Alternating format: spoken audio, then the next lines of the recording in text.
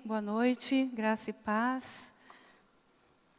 É um privilégio mais uma vez estar com os irmãos, mais uma vez ministrando a palavra num dia tão especial de comunhão na ceia.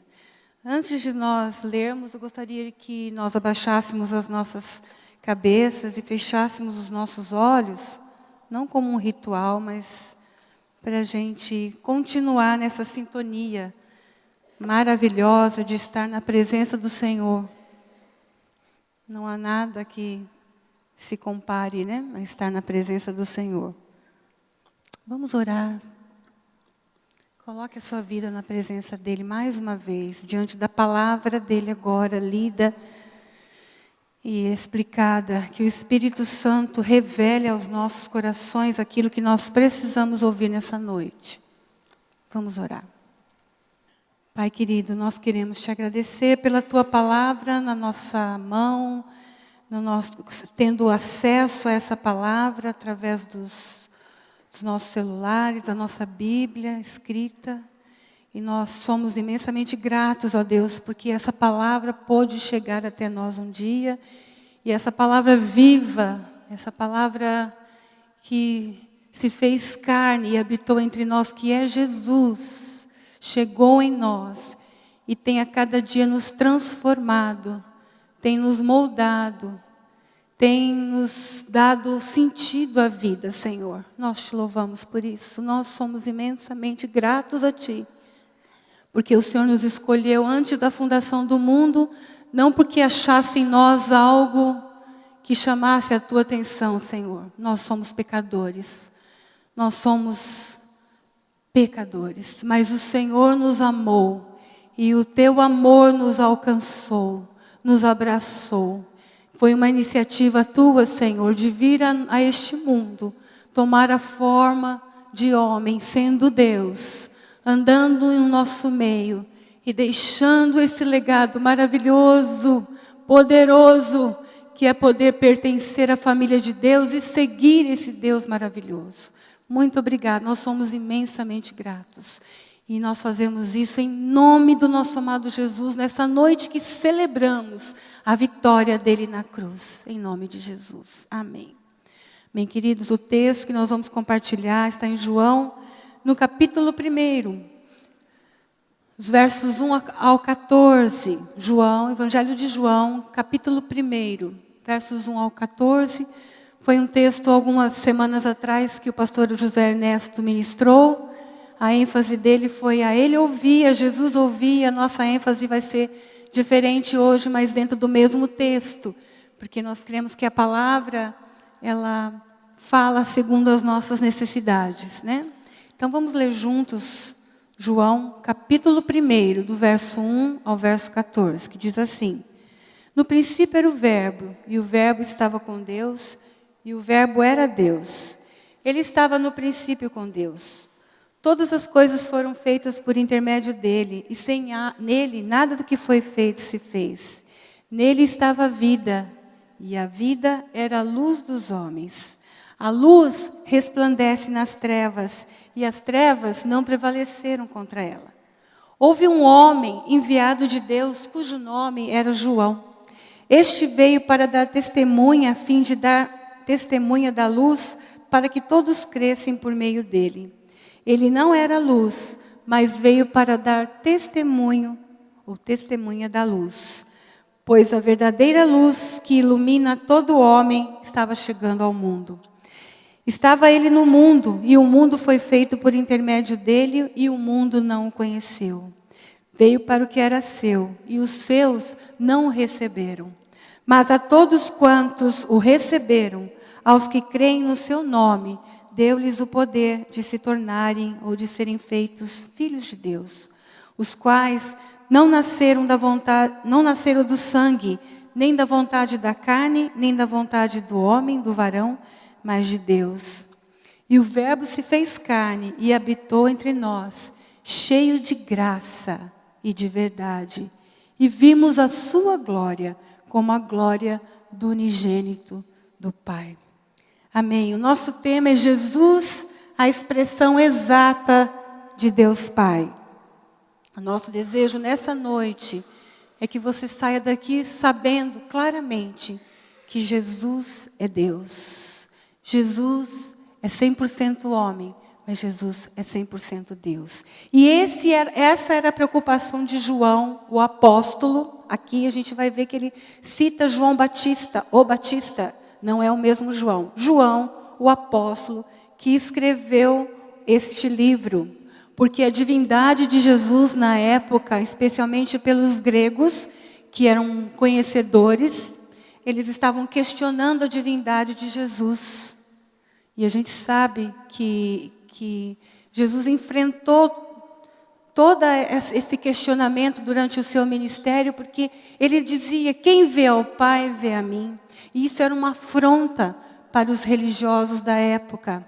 E para os gregos aqui, eles não acreditavam nisso, eles não conseguiam crer, porque eles conheciam, mas eles não tinham recebido uma revelação. Porque essa revelação não vem pelo conhecimento, essa revelação vem pelo Espírito Santo de Deus. Amém, queridos?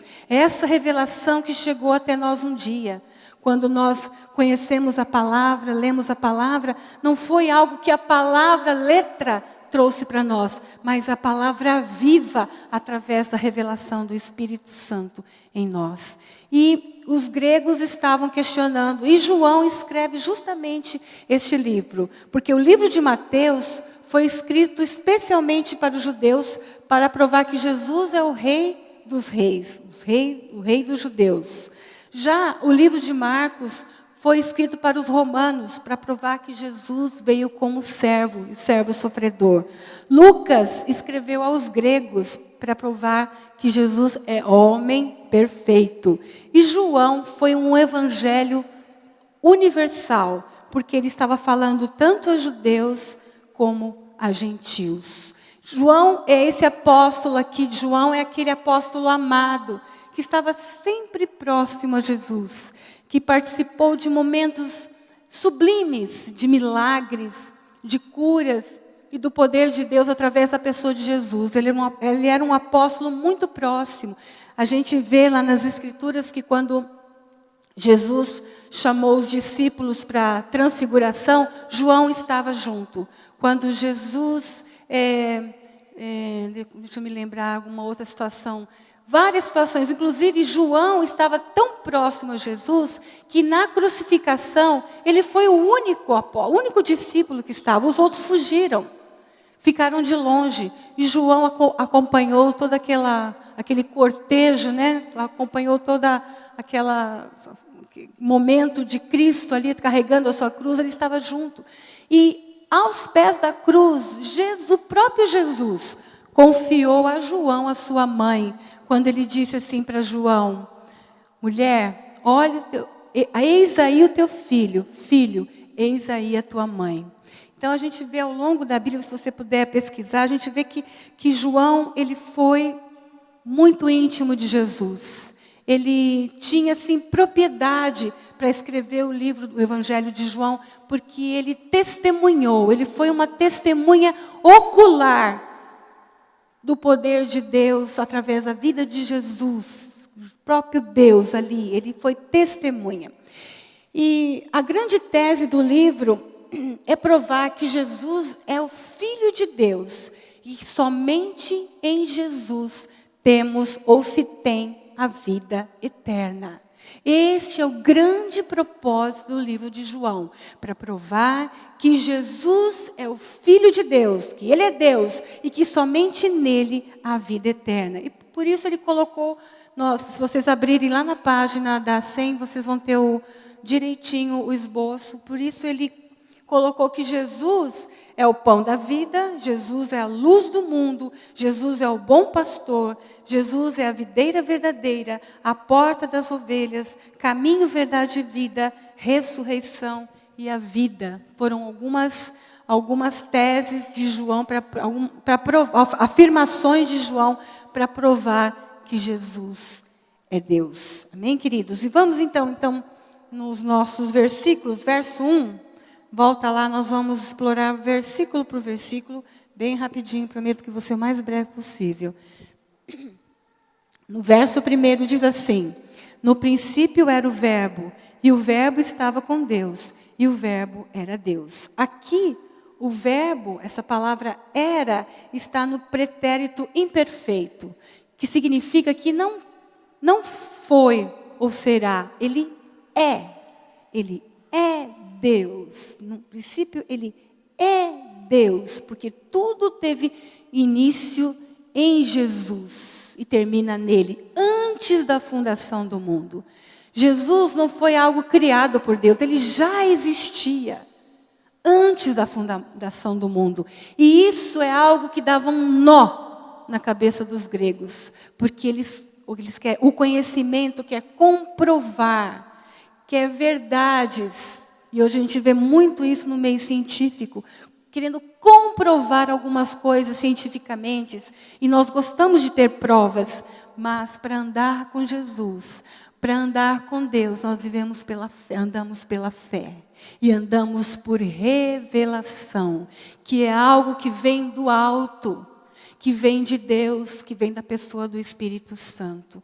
Então, aqui no era, está querendo dizer que Jesus, ele é Deus, ele tem os mesmos atributos de Deus, ele realiza e realizou as mesmas obras do Pai.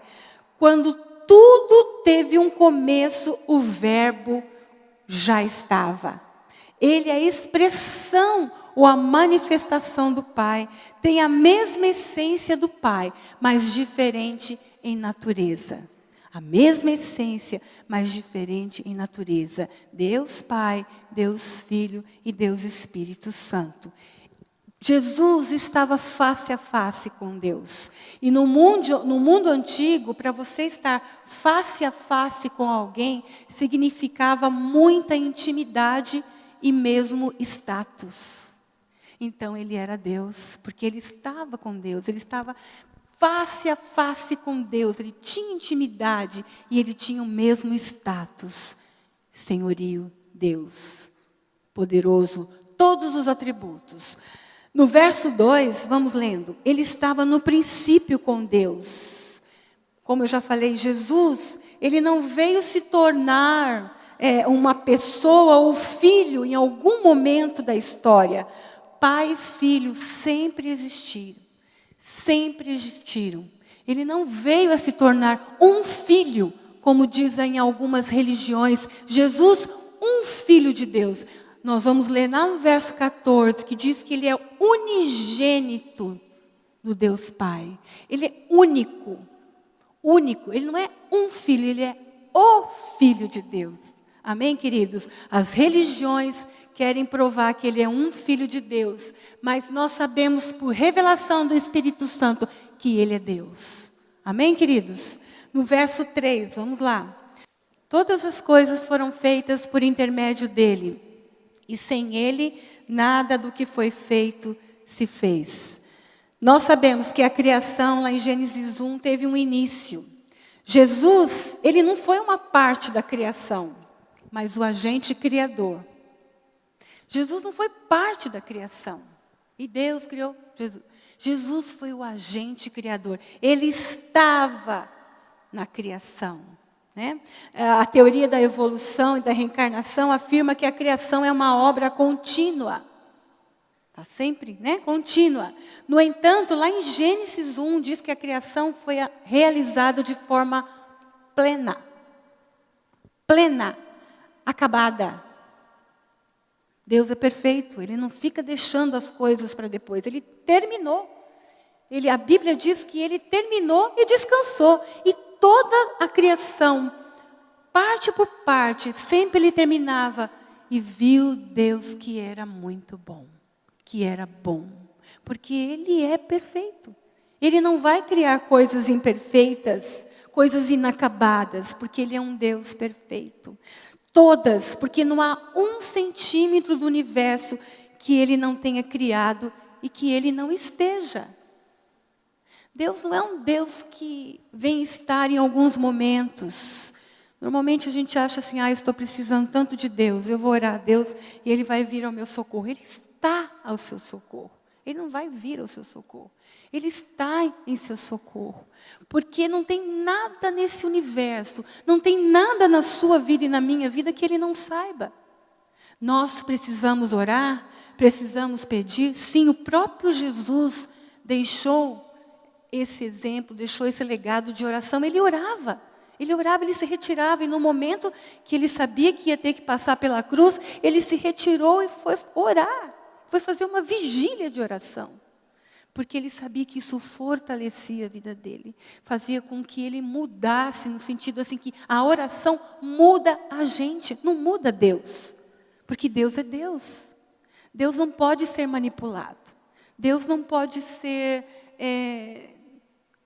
fazer de acordo com o que eu acho, com o que eu penso. Senhor, o Senhor sabe o que é melhor para a minha família, né? Ter isso, ter aquilo, fazer... Nananana. Deus é tão bom, é tão amoroso, que constantemente Ele ouve as minhas ladainhas, as nossas ladainhas. E Ele fala, filha, eu amo, filho, eu te amo, eu estou aqui. E a presença do Senhor Jesus nas nossas vidas, de Deus, através da pessoa de Jesus Cristo em nossa vida, é suficiente para nós. É suficiente. Se nós tivermos, eu sempre falo isso, e falo e vou falar o resto da minha vida. Se eu tenho ou não, se eu vou, se eu fico, não importa. Não importa. Nós temos Jesus. Nós temos Jesus e vivemos num mundo sujeito, não estamos numa redoma. Estamos num mundo sujeito a tantas coisas, mas o Senhor Jesus está ao nosso lado. Ele jamais nos abandonará. Ele não vai estar em alguns momentos. Quando nós recebemos a revelação de quem é Deus, na pessoa de Jesus, nós abrimos o nosso coração, recebemos essa vida de Deus em nós, jamais nós vamos questionar a ausência ou a presença de Deus. Porque nós cremos que quando Jesus vem para a nossa vida, Ele vem para ficar. Ele vem para ficar e Ele vem para mudar. Ele vem para transformar. Amém, queridos? Vamos lá para frente, para a gente não ficar muito tempo.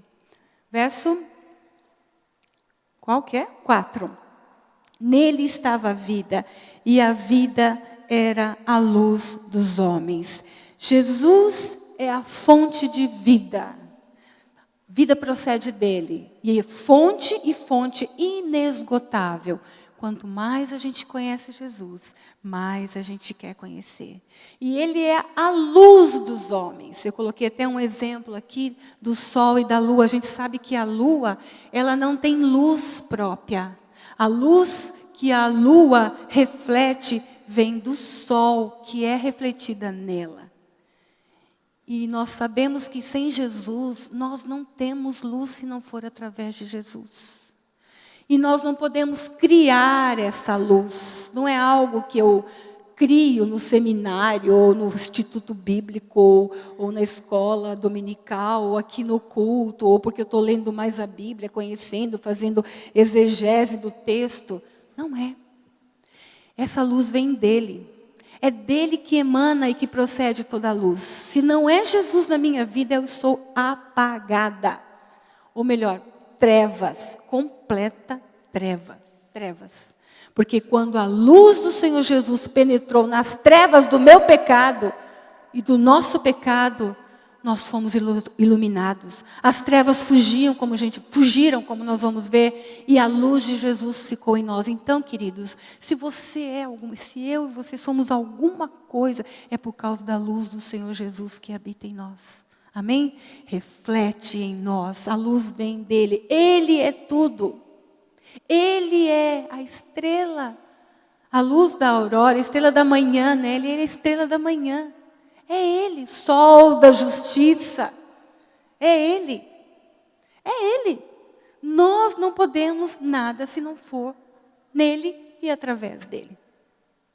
É isso que nós precisamos entender. Para que a gente possa baixar na nossa vida a nossa soberba, que muitas vezes nós somos soberbos. Nós achamos que somos e que conhecemos alguma coisa. Se você quer ser alguma coisa, querido, se você quer ser reconhecido, conheça o Senhor Jesus. Comece a andar com Ele com mais intimidade, sabe? Comece a ir mais fundo, mais profundo no conhecimento desse Jesus. Porque aí você não vai precisar ser reconhecida. O próprio Senhor Jesus te levantará. E te levantará para que Ele seja refletido na sua vida, para que você seja um testemunho dEle.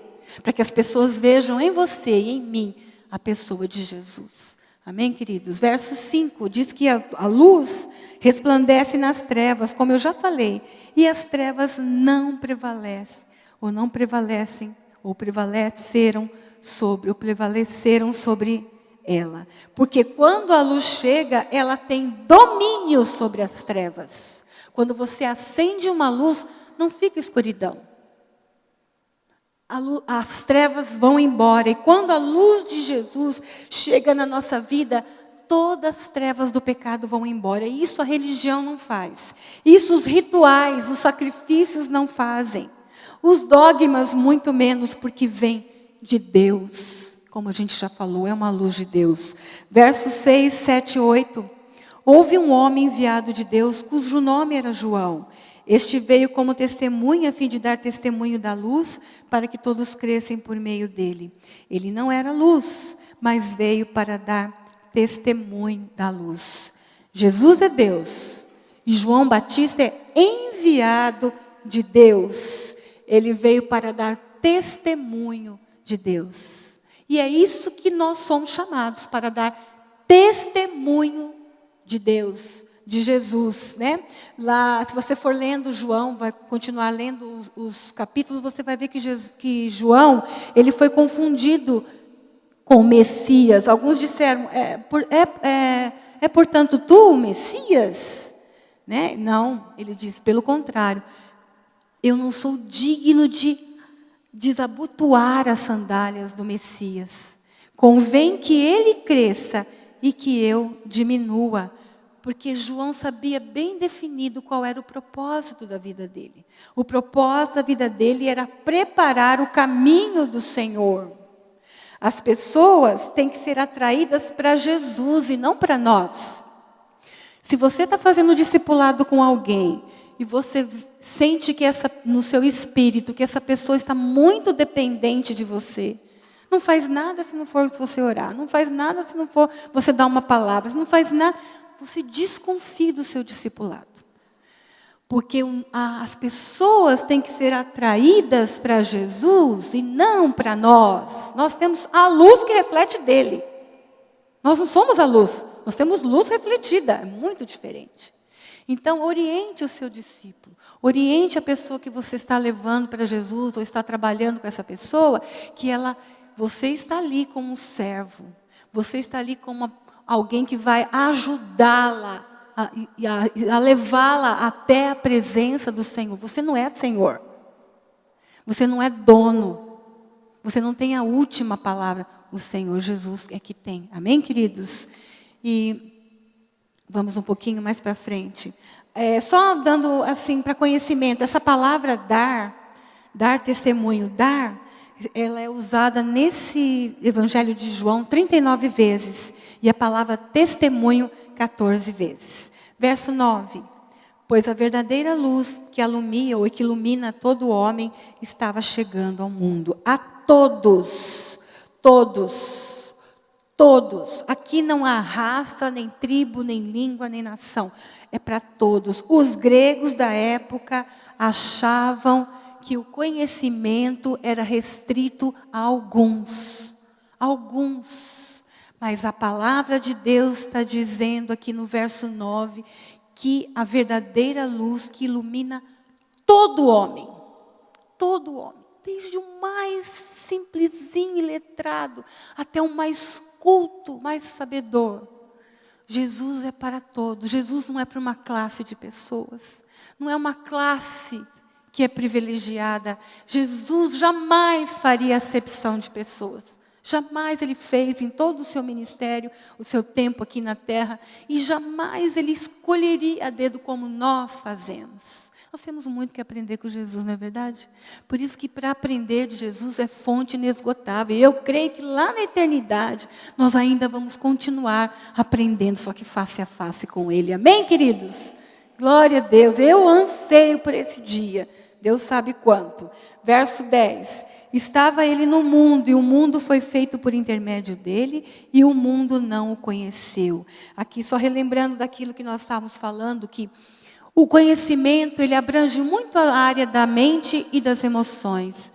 Mas a revelação é para aquele que anda intimamente com Deus. Quando você começa a ir mais íntimo, mais profundo com Deus, com Jesus, você vai conhecendo, você vai deixando de ter só na mente e nas emoções. Aquilo é vida, é revelação. O Senhor vai te revelando-se na palavra, revelando a vontade dEle na sua vida. Amém? O verso 11 diz que Ele veio para o que era seu, e os seus não o receberam. Aqui está falando especificamente para o povo judeu. Mas, por quê? Por que para o povo judeu? Porque os patriarcas já apontavam para Cristo no Velho Testamento como sombra. E apesar de todas as evidências de Jesus mostrar que era Deus, por causa da dureza do coração, eles não reconheceram. Mas, para nós, isso é maravilhoso, a todos quantos o receberam, aos que creem no seu nome, deu-lhes o poder ou o privilégio de se tornarem filhos de Deus. Não há maior privilégio do que esse na vida, de saber que nós nos tornamos filhos de Deus. Quando nós o recebemos, nós nos tornamos filhos de Deus. Nós temos a nossa filiação vem do alto, vem de Deus. E não há espaço para murmuração na nossa vida. Quando você sentir que você está muito para baixo, que a nossa tendência é murmurar contra o país. A gente faz muito isso, murmurar contra a situação da nossa cidade, ou murmurar por alguma coisa no trabalho, ou mesmo na sua casa, com os filhos, com o marido, esposa. Lembre-se que não há maior privilégio do que esse, de ser chamado filho de Deus. Nada do que você possa passar, do que eu possa passar neste mundo, vai ser maior, vai poder roubar esse privilégio e essa alegria de ser chamado filhos de Deus. Nós não somos filhos de qualquer coisa. Nós não somos filhos de qualquer família. Nós somos cidadãos dos céus. A única coisa que nos separa é a eternidade, Mas nós estamos caminhando para lá. A Bíblia diz que aqui não é o nosso lar, aqui não é a nossa pátria, nós estamos de passagem. Portanto, quando você está de passagem num lugar, você não pode acumular muita coisa. Quem já foi mochileiro aí, Quem já foi viajar, sabe que hoje em dia, quanto mais pesada a mala, mais você paga por esse peso. Então, quanto menos bagagem, melhor. E nessa vida é assim mesmo, a gente vai andando com Jesus e vai deixando a bagagem para trás. Nós vamos levar apenas o necessário. E o que é o necessário que nós vamos levar?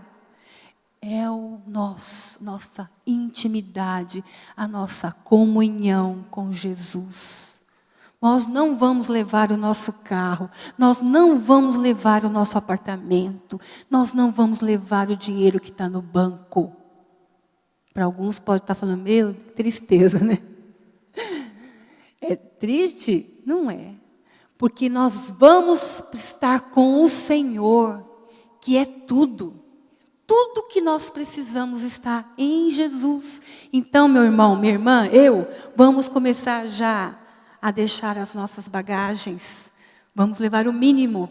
E nós vamos levar algo precioso, que é esse tempo aqui de comunhão, de estarmos juntos, de nos relacionarmos, nos amarmos. Isso nós vamos levar para a eternidade. Isso tem um peso de glória, Amém, queridos? Verso 13, terminando quase. Diz assim, os quais não nasceram do sangue, nem da vontade da carne, nem da vontade do homem, mas de Deus. O novo nascimento é uma obra feita somente por Deus. Nós não entramos na família de Deus por hereditariedade.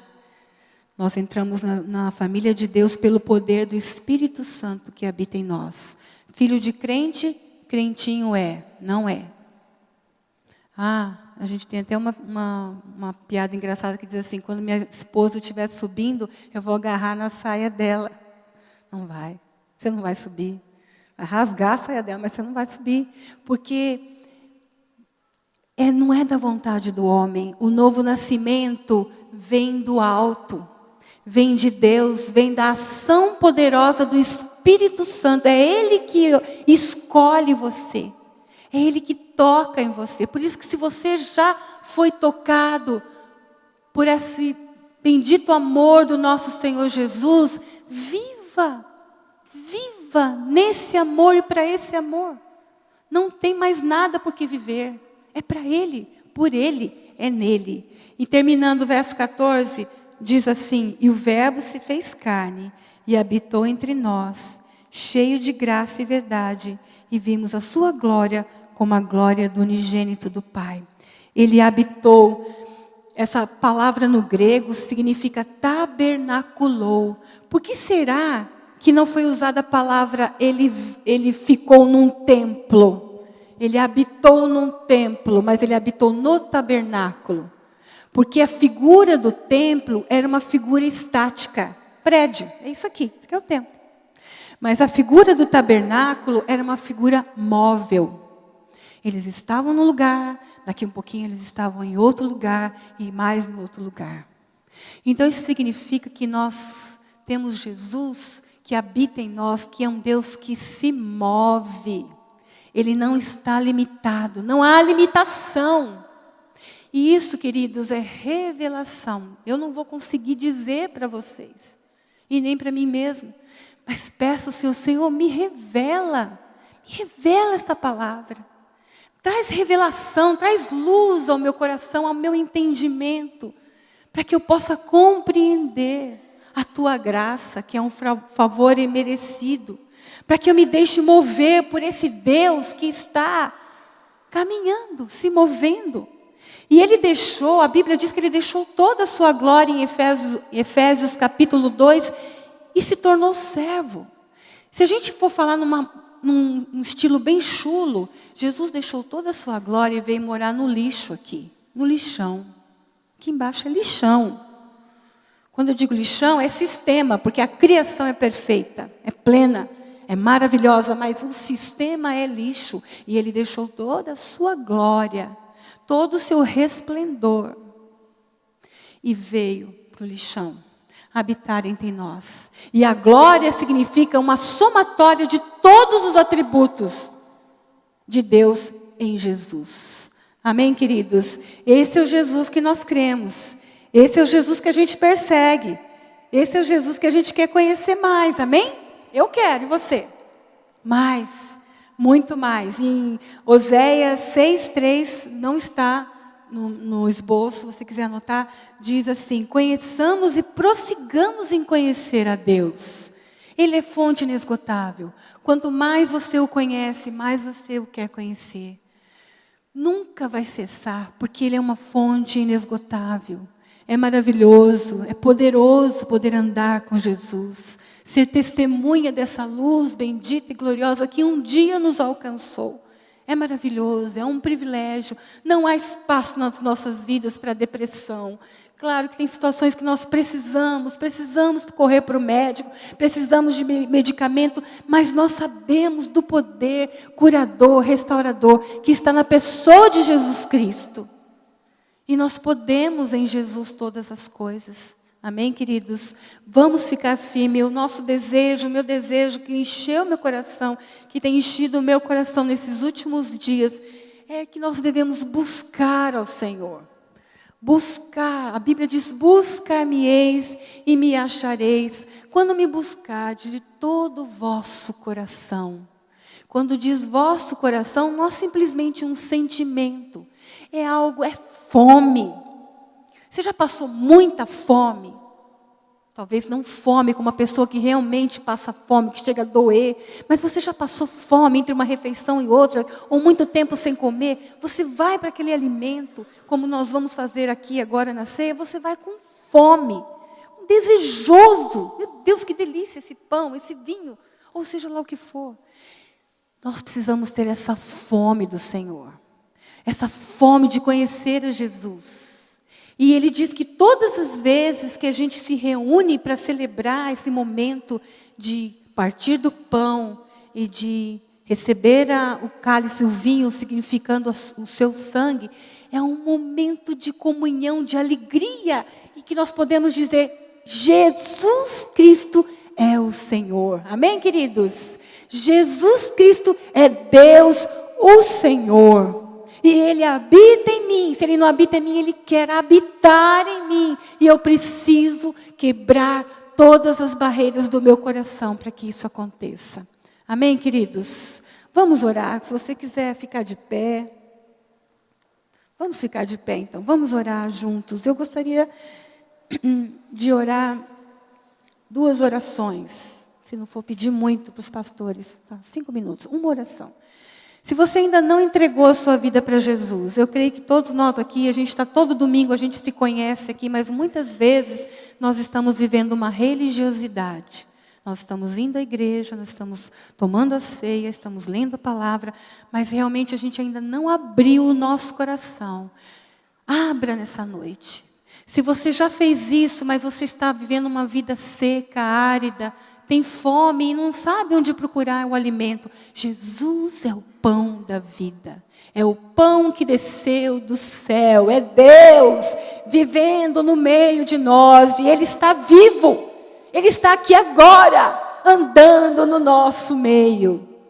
Peça ao Senhor que se revele a sua vida. Amém? Vamos orar. Senhor, em nome de Jesus, nós pedimos que a revelação do Teu Santo Espírito sobre as nossas vidas, para que nós possamos Te receber, seja agora, Senhor, em cada coração que ainda não tomou essa decisão. E nós que já temos tido o Senhor como nosso Senhor e Salvador, mas temos vivido tão distante, tão correndo atrás das nossas bagagens, e temos esquecido que uma coisa basta: estar na Tua presença. Faz esse milagre na nossa vida nessa noite, Senhor. Nos restaure nessa noite, no momento que vamos partir o pão e vamos tomar do vinho, que haja uma restauração, uma transformação na nossa vida interior, na nossa maneira de buscar ao Senhor, na nossa maneira de ter o Senhor como o Senhor e Salvador. Faz isso, Pai. É a nossa oração em nome de Jesus.